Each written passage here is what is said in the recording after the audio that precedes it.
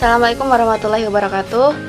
Halo teman-teman, saya Apner Afa Nabila, biasa dipanggil Lala, Apner atau Nabila. Saya kelahiran bulan Agustus tahun 2005. Jadi sekarang saya berusia 18 tahun, jalan 19 tahun. Saya tinggal di Pekalongan, Jawa Tengah. Dan sekarang saya menjadi mahasiswa di Universitas Ahmad Dahlan di Prodi Gizi. Saya memiliki nomor induk mahasiswa 2311 036 056. Di sini saya akan menceritakan tentang kisah saya dari semasa saya TK sampai saya menjadi mahasiswa seperti saat ini. Saya merupakan seorang anak yang lahir dari keluarga yang sederhana tapi penuh dengan kehangatan. Dari dulu saya sekolah di sekolahan swasta sampai di universitas pun saya swasta. Jadi saya banyak dapat materi tentang keagamaan dan orang tua saya juga mengajarkan tentang ketaatan dalam agama, patuh terhadap agama, patuh terhadap orang tua, menyayangi sesama, dan juga bagaimana cara menjadi anak yang suka berhemat dan tidak boros. Jadi saya bersyukur memiliki orang tua yang seperti ibu dan ayah saya. Dulu waktu saya TK, saya sebenarnya tidak memiliki sesuatu yang sangat berkesan, tapi waktu itu saya sangat menyesal dan merasa bahwa itu adalah kegagalan bagi seorang Lala gitu. Jadi waktu itu saya diminta untuk mewakili TK saya berpuisi di depan umum. Namun karena saya orang yang selalu membutuhkan orang tua dan juga membutuhkan support system lah seperti itu, saya maju di panggung, tapi di situ menyesalnya saya hanya berdiam diri walaupun saya udah belajar sebulanan, udah di privat sama guru saya. Tapi waktu lomba hari hanya malah saya hanya diam saja. Itu membuat saya menyesal sampai sekarang. Tapi kata ibu saya, kalau gak ada kegagalan pasti gak ada keberhasilan gitu. Terus ketika saya masuk ke sekolah dasar waktu SD dulu, saya itu merupakan anak yang introvert termasuknya, dan saya juga tidak memiliki banyak teman, hanya 1-2 gitu. Saya soalnya orang yang susah ngomong kalau nggak diajak ngomong dulu. Terus tapi waktu itu saya termasuk anak yang sedikit aktif, jadi introvert tapi aktif. Terus waktu itu guru saya mengikutkan saya ke lomba-lomba yang mungkin cocok dengan saya, walaupun saya itu orangnya pesimis. Terus saya karena ingin melihat kemampuan saya, yakin akan apa yang akan saya lakukan nanti gitu. Jadi saya memberanikan diri untuk ikut serta. Dulu saya pernah mengikuti lomba cerdas cermat, itu kelompok. Terus ikut lomba murotal, itu individu. Terus ikut lomba tahfidz putri juga. Namun kegagalan itu kembali saya terima. Jadi saya hanya lolos di kecamatan dan mendapat juara yang harapan itu di kabupaten. Jadi saya tidak bisa lanjut ke nasional dan sebagainya dan seterusnya. Jadi itu merupakan kegagalan kedua saya. Tapi karena itu saya jadi tahu bahwa yang penting itu adalah pengalamannya, dan yang penting itu adalah keikutsertaannya serta apa yang dapat diambil, dan bagaimana saya mendapatkan keyakinan seperti itu. Terus waktu naik ke SMP karena tadi saya katakan bahwa saya itu adalah anak yang introvert tapi aktif gitu ya. Terus saya bertemulah dengan kakak kelas yang mengajak saya ikut organisasi. Dan kalau organisasi itu kalau di Muhammadiyah itu namanya IPM.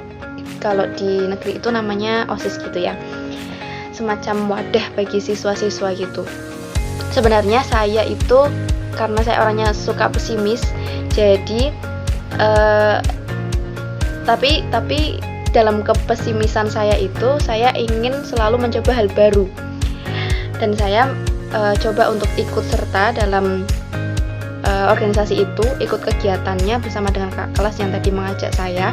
Lalu pertengahan kelas 8 ke kelas 9 itu saya mencalonkan sebagai ketua di IPM itu, dicalonkan sebagai ketua di IPM itu, walaupun saya itu orangnya belum yakin gitu ya. Saya takut dengan kampanye yang menyampaikan visi misi di depan umum, karena saya tidak pandai ngomong. Terus karena lagi-lagi karena modal yakin, lagi-lagi karena modal ingin menambah pengalaman, dan juga modal mencoba sesuatu hal yang baru. Jadi saya meyakinkan diri untuk ikut serta, meyakinkan diri untuk bisa berkampanye di depan semua orang, walaupun agak bergetar. Terus alhamdulillah dari hasil pemungutan suara saya mendapatkan suara terbanyak, dan waktu itu saya bersyukur karena tidak sia-sia seperti itu.